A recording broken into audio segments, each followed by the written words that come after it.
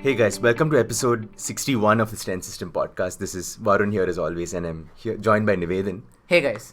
And we're here to tell you why 90% of the things the fitness industry tells you are necessary are actually completely unnecessary. So, maybe we'll start by reading out a list of things and see if this sounds familiar. You've probably heard at least one of these. So, the first one is you have to have perfect form while you work out, or you're going to hurt something. Number two is you need to do some form of mobility work every day. It could be stretching, it could be, animal flow, it could be something, but you need to do some time for mobility alone. I guess the third one is you need to do some kind of cardio in order to be healthy and fit. So you might have heard that you have to have 5 to 10 minutes of high intensity interval training, like a finisher, fat burning stuff at the end of your workout always.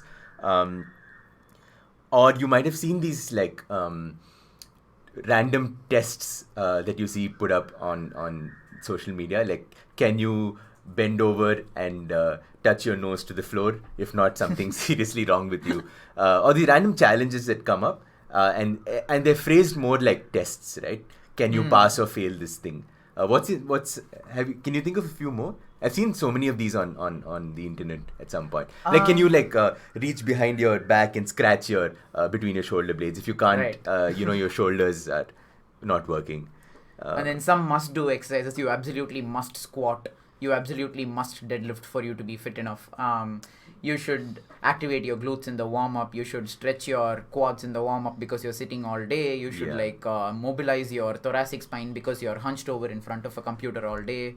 Oh the sitting, and hence in order to work out you need to do all these preparatory things in order to actually train. That's a big theme. And yeah, I think like you said, these magic exercises, do this exercises to relieve your low back stiffness, or this is a must do stretch for tight hips.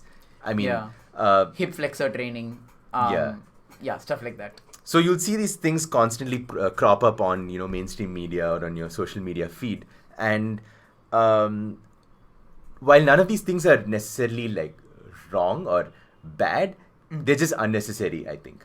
And what we think is that they create barriers to people actually become doing anything with fitness. Right. Like if Would you you don't say that? enjoy doing those things, if those things feel like a chore, if fitness or training itself becomes like a chore, something that you don't really look forward to, then that's an additional barrier. If you don't enjoy doing it, then maybe you're not going to do it long enough to see the benefits. And all of these things can create those unnecessary barriers to fitness.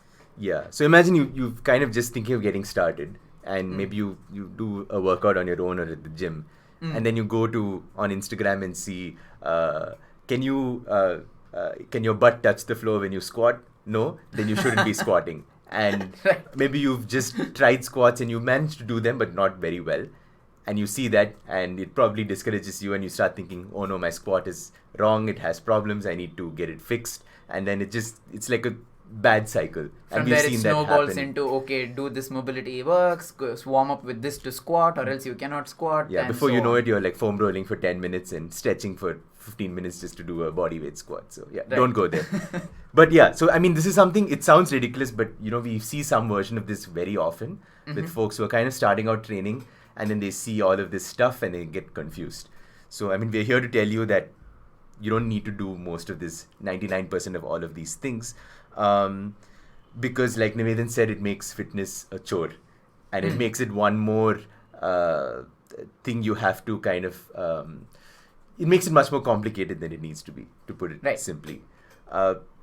So then if all of these things are not fitness, what does fitness, what do we what does fitness involve then?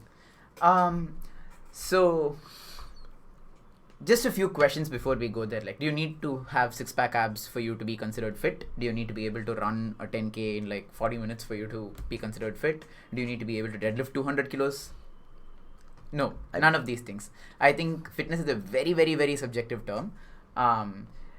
Generally, broadly, what I think it means is you need to be free of diseases. You need to be physically capable of navigating environments that you encounter in everyday life. So if you're not someone who plays football every week, do you need to be great at kicking a free kick? Definitely not. You need to be great at like sprinting from end to end? Probably not. And if you want to, by all means train for it, but it's not necessary, right? And you need a little extra in the tank so that when you encounter something that is outside of your everyday activity, let's say you want your cousin's wedding and you want to dance at the Sangeet and you don't want to gas out within the first 30 seconds. Yeah, you need some in the tank to be able to handle that. Let's say all of your friends, with your friends group, you decide to go on a trek somewhere. You should be able to manage that trek and have fun with your friends. Do you have some in the tank left for that? I think that's what fitness could potentially mean.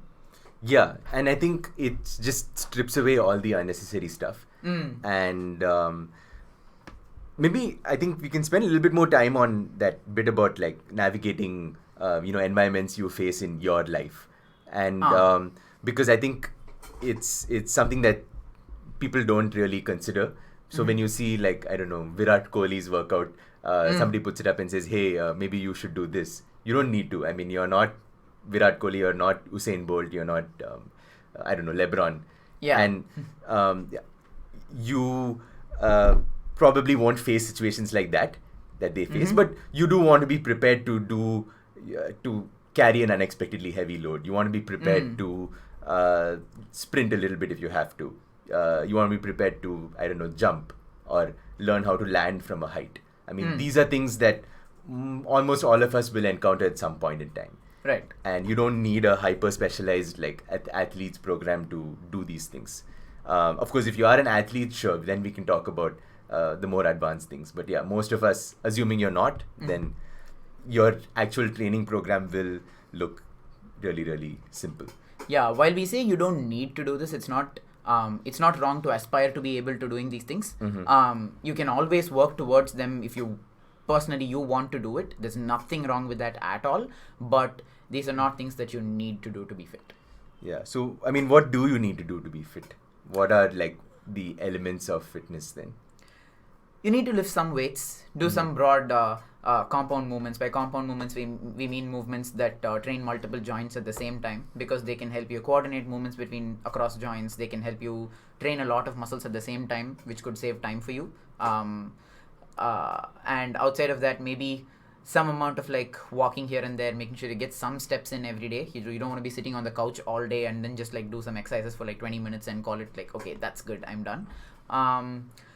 Outside of this, okay, I guess the other component here is like eating a little responsibly. That doesn't mean doing away with ice cream or doing away with carbs or any of that stuff. It's just that you're a little mindful of what you're eating, and you make sure you hit some basic nutrient requirements across the day.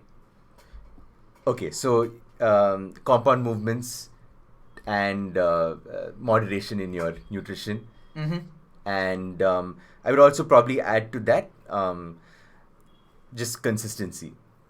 Oh yeah. And the fact that, again, you might have heard, you go all in or nothing. So you do like 5 days or 6 days a week of training. And honestly, if you've never done training before, even 2 days a week is great. If you can do 2 days a week for 4 weeks or 8 weeks, that's like a great start. I mean, I think the standard recommendation we give is 3 days a week if you've never like really trained consistently before. And that's easy for most people to do.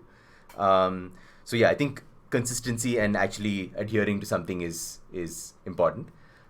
Maybe the other kind of element of that would be having some kind of purpose for training. Right, having a why for your training. Yeah, I mean, it doesn't need to be very glamorous also, but I think it does definitely help, especially in times when life gets in the way and it's not the easiest thing to motivate yourself to actually train.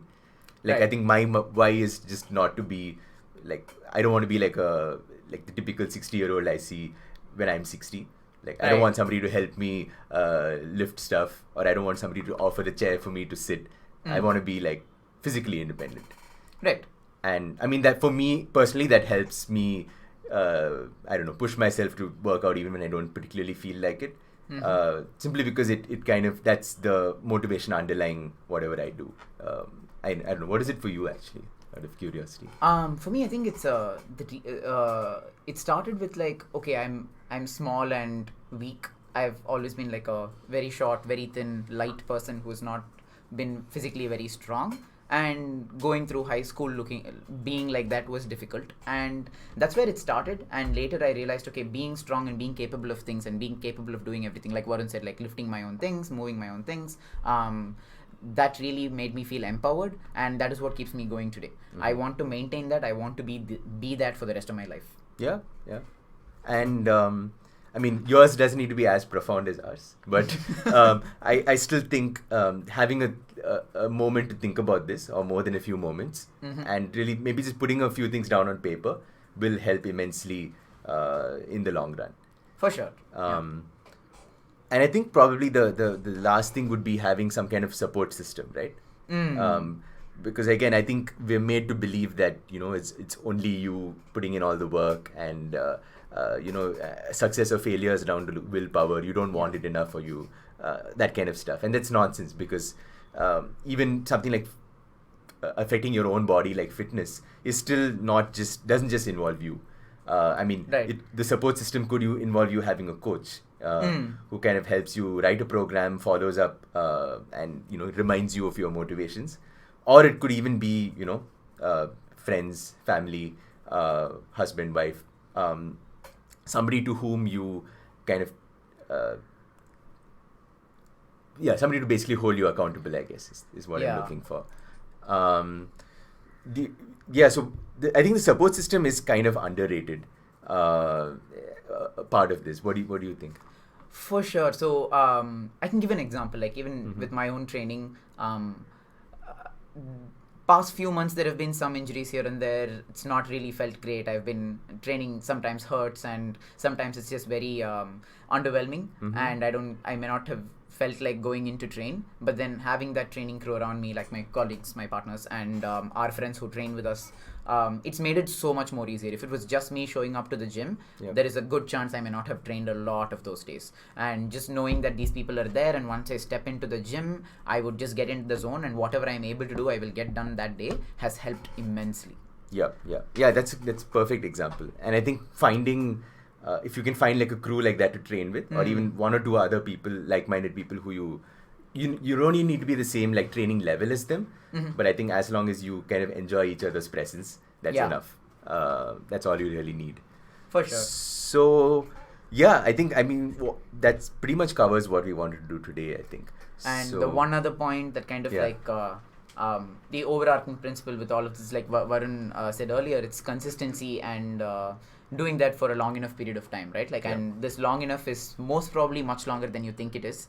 Like you see on Instagram and other social media sites, a 3-month transformation, a 4-month transformation, an 8-week transformation is not how fitness works. Most of those people who got there have probably put in a lot of groundwork before that, before getting there, and they're showing you just the tip of the iceberg. And what happens after the transformation, right? Exactly. You still have to maintain after that. Yeah. So how do you do that? Like, so for that is where like Varun said, having a why, making the process enjoyable by not creating unnecessary barriers, and having a support system. And even if you have a support system and you have all of this in place, maybe sometimes life gets in the way and you just need to take a short break. As long as you have a plan to get back to this, and you know why you're taking that break, I think it's perfectly fine to take breaks from training as well. Absolutely, yeah. If you have to take 2-3 weeks or even a month or more off, I think it's absolutely fine. You're not a failure, or you're not if you lose your fitness freak card if you do that. So I think remembering these broad principles and forgetting 99% of what the fitness industry tells you will go a long way. So, and if you're still training 10 years from now, you're probably doing a good job. For sure, yeah. So, I mean, this is something we're going to pick up over the next few weeks, because we realize this is kind of a general discussion today, but we wanted to set the groundwork for what we'll discuss over the next couple of episodes, where we'll kind of walk through like a sample program and discuss how you can kind of modify that and tweak that to account for all the things that might happen when you train, and also probably do one more episode, I think, on troubleshooting, right? Like, how do you when life gets in the way, how do you adjust training? How do you account for that so you can still actually continue training and not stop, but and still see progress? So that's something we will cover over the next couple of weeks, but I think that wraps it for today.